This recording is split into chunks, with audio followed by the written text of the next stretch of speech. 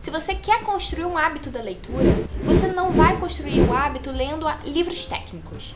Você não vai chegar logo de cara, pegar O Poder do Hábito ou Mais Esperto que o Diabo e começar a ler tudo e ficar ok com isso, a não ser que você se force muito e você não vai pegar o gosto pela leitura. Comece lendo pelo que você gosta, os temas que te interessam. A coisa mais doida que eu tenho visto no YouTube agora quando eu entro são vídeos de eu li 100, 200, 300 livros esse ano, ao lado de vídeos como lembrar de tudo que eu li. Eles são incompatíveis, isso não existe. Segunda coisa, você sabia que na Grécia Antiga esses livros eram prescritos para atendimentos médicos? Meu nome é Vitória Velasco, seja bem-vindo ao Simplivic.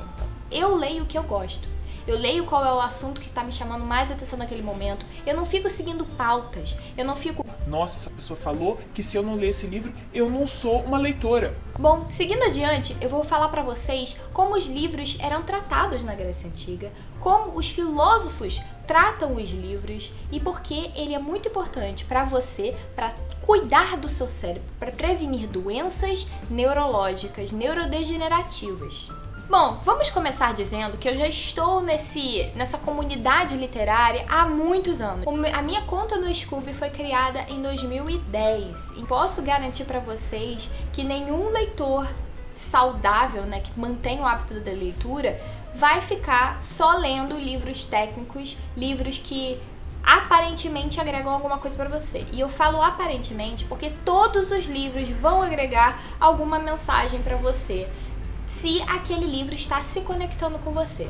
Porque não adianta nada você ler um Hábitos Atômicos da Vida se você não está preparado para aquela leitura. Então eu digo com vocês com propriedade que não dá para você ler 100 livros em um ano e achar que o seu cérebro vai estar otimizado para armazenar a informação de todos eles. Ou você lê super veloz e não está agregando nada, ou você gasta um tempo processando aquele livro. Tem livros, por exemplo, O Mundo de Sofia, que é sobre filosofia, que eu ainda não terminei de ler. Porque toda vez que eu começo a ler ele, é uma pancada de informação, um volume enorme, que não dá para processar virando a página e só para dizer que eu terminei. Existem vários estudos que correlacionam diretamente pessoas leitoras de fantasia, de romance, de histórias como biografias, a empatia. Porque seguindo todo o conhecimento que a gente já vem trabalhando aqui no canal sobre neurônios e espelho, a gente tem a tendência a se projetar, viver de fato aquela história, aquela narrativa que a gente está escutando ou que a gente está lendo. Você sabe quando você sai do cinema e parece que você está meio avoado, que você está se reconectando? É porque o seu cérebro estava tão imerso, tão focado naquilo que você estava vendo no filme, que ele estava de fato entendendo que ele estava vivendo aquilo, vivendo toda aquela ação, todo aquele drama. E isso acontece com os livros também.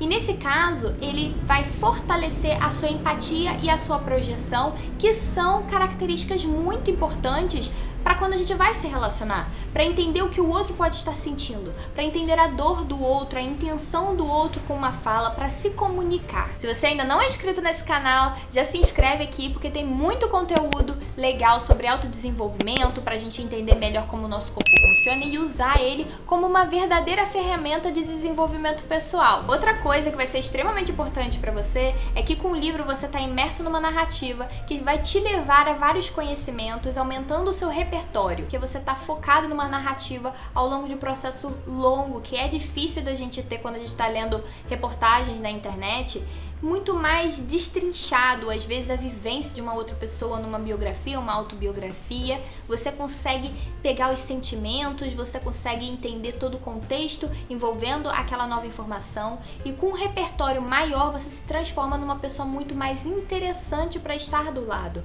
uma pessoa muito mais interessante para conversar sobre vários temas diferentes, porque você vai de fato agregar conhecimento naquela conversa. Quando você está imerso numa narrativa, numa história que te prendeu, você entra num estado mental chamado leitura profunda.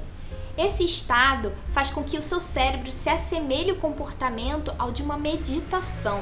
Então você está vivendo toda uma história, você está vivendo aventuras, aprendendo coisas que aumentam o seu repertório, te transformam uma pessoa muito mais comunicativa e que sente, que consegue se colocar no lugar do outro, e você ainda entra num estado de meditação. E a gente não precisa nem falar aqui dos diversos benefícios da meditação para a cura. Tanto é que na Grécia Antiga, eles colocavam cartazes na frente das bibliotecas falando que era para as pessoas tomarem cuidado e prestarem atenção porque elas estavam entrando num ambiente de cura. No século XIX, tanto psiquiatras quanto enfermeiras prescreviam livros como Bíblia, como roteiros de viagem, línguas antigas para pacientes saírem dos estados em que eles se encontravam ou para poder entrar nesse estado de meditação.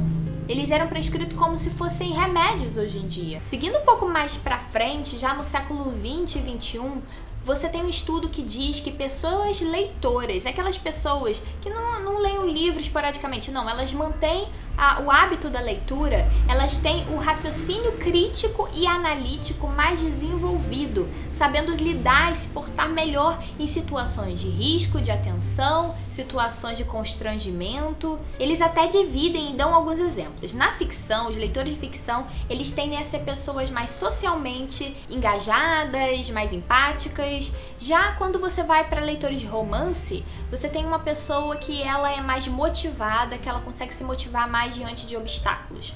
Quando é uma pessoa que lê muitos poemas, ela é mais reflexiva, aqueles poemas fazem ela ter uma autocrítica maior.